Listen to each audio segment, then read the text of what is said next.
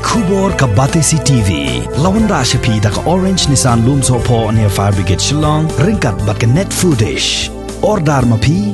Minwan ra mangi hakerdog ying jongpi.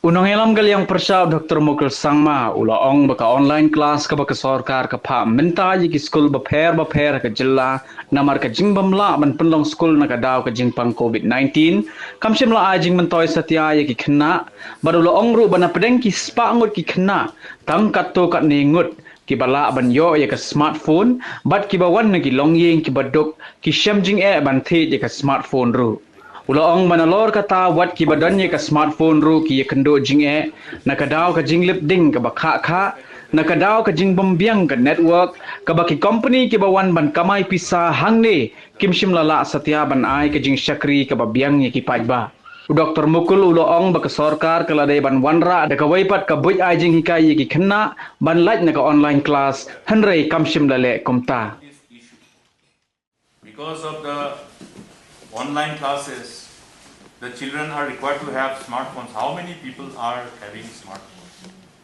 If there are 100 students in one school, how many of them have smartphones? So this part, government has to address. They should ensure that there is some mechanism created to ensure that the underprivileged students, children belonging to the economically weaker section, and those who can't afford because of economic constraints are taken care of. There has to be a mechanism. And at the same time, villages who are suffering because of lack of electricity, villages after villages, due to lack of electricity, the transformers have conked out and there is no replacement.